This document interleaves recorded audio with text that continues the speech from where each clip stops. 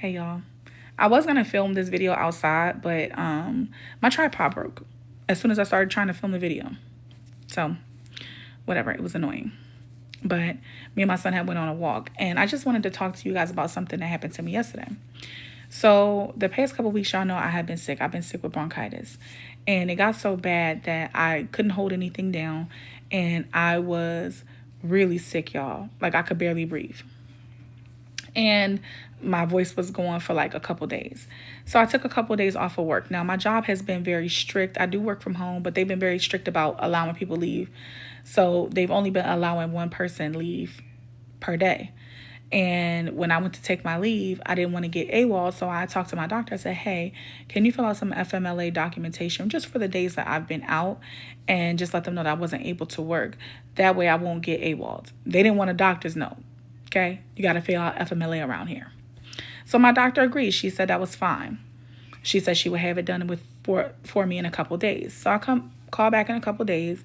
They're like, the nurses are like, she still doesn't have it done. So I'm like, well, I need to turn it in so that, I don't get AWOL. So can you sit down and talk with her and have her get this done? So Tuesday rolls around. They call me. They're like, Miss Lewis, the FMLA paperwork is done if you want to come to the office and pick it up. So I come to the office. Before I leave the office, I'm like, let me check these papers, because something in me just told me that they were not done right. I look at the paperwork and it was completely filled out wrong. And I believe that that was intentional. So I'm talking to one of the nurses. I'm like, why would she put that? I just needed her to put the dates. And on there, she's talking about provider doesn't know the dates that she was scheduled to be seen. Like, why would you put that on there when you know the dates that I seen you? And all you had to do was put the dates in that I saw you and the dates that I'm going to be seeing you. What was the point of that? Then for my conditions, she never put anything significant for my condition. She just put GI. I don't even see you for GI. So why would you put that? It just didn't make sense. So it made me upset. It made me frustrated. They were like, the nurse was like, hey, leave the paperwork with me. She comes back in the morning. I'll have her fill it out in the morning the correct way. Just put a sticky note of everything it needs to say. And then I'll have her fill it out, and then I'll have her sign it, and then I'll call you back to come pick it up. So Wednesday rolls around. It's 12 o'clock. Nobody calls me. So I call in the office to see if it had been completed, because it's just a couple of dates. That's all that I needed. So the nurse is like, well, I couldn't get in touch with the doctor. I don't know. So I'm like, well, let me just come up there. So I go up there. They hand me the FMLA paperwork back. Do y'all know that lady did not change nothing? And she refused to change anything. Right? So then I'm talking to the staff. I'm so frustrated. I'm about to cry, because I'm like, I don't want to lose my job or be AWOL behind this doctor just being difficult and not putting the days that I came to the office. Like, that is ridiculous. So the office manager, she talks to me. She's like, oh, hey, Miss Lewis. And she's like, you know what? We can't change the paperwork. So let me go back there and talk to her and see if she'll be willing to put the dates on there for you. So the office manager goes back there and talks to her, and she's in the back, and you can hear her. Oh, I'm not doing anything else. I refuse to do anything else. Now, mind you, the last couple times that I have been back to the doctor, she has been kind of like a little nasty towards me. And I never thought anything of it. I'm not disrespectful. I don't say too much. I just thought that she was probably coming down hard on me because I wasn't really doing the things that I need to be doing health-wise. I didn't think anything of it. So, but she is on the opposite side of the color spectrum wheel, if you will.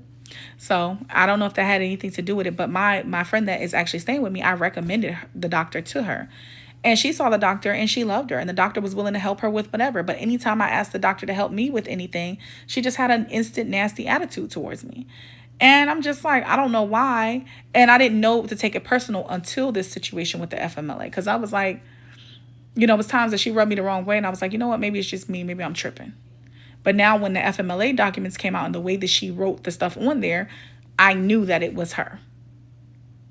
So one of the nurses from across the hall, she works for a different provider. She said, listen, Miss Lewis, and she always tries to help me out.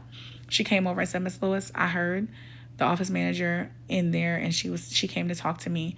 I'm going to fill out your FMLA paperwork. I'm going to sit down with my doctor, and we're going to go through it. And then from now on, we're going to schedule you with my doctor, and you can be seen with him. And she was just a blessing and like just such an angel, like an angel in disguise. She came out of nowhere. And I was literally about to cry. So she's like, go home and I'm gonna call you as soon as that paperwork is finished, and I'm gonna have you come pick it up. So I go home. She calls me. She's like, let me go through the paperwork with you just to make sure that we have everything right. And if we're going to do further evaluation, then if you want us to update the FMLA paperwork, we'll update it for you. Because I also need to be doing physical therapy. So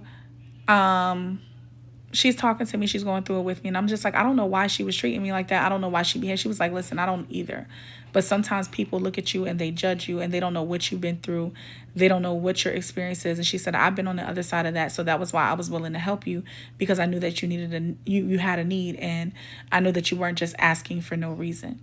And I was like, I could cry. She's like, don't cry. She said, I understand.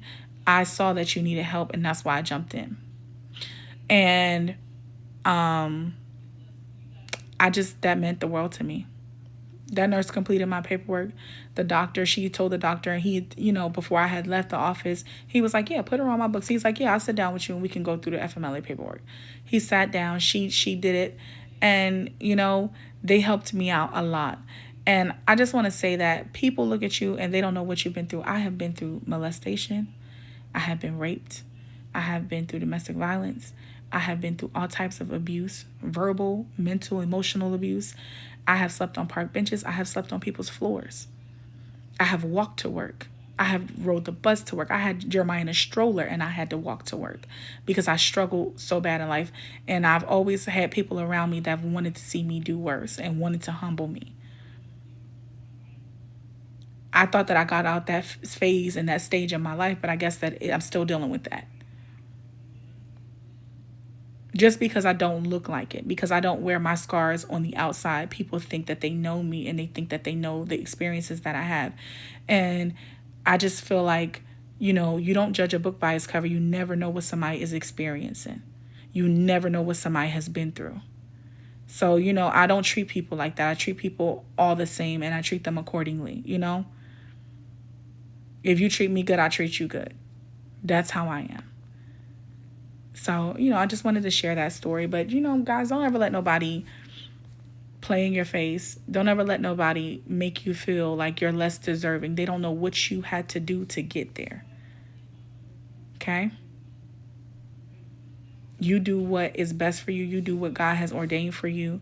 And God will work it out. He will see it through. He sent me an angel and I didn't even know how I was going to get out of that situation. And it was no reason for me to even be going through that just because a woman looked at me and just thought that I was privileged. But I love you guys real bad. I just wanted to share that. Y'all have a wonderful rest of y'all day. I'm going to go figure out what me and these kids finna eat. Bye, y'all.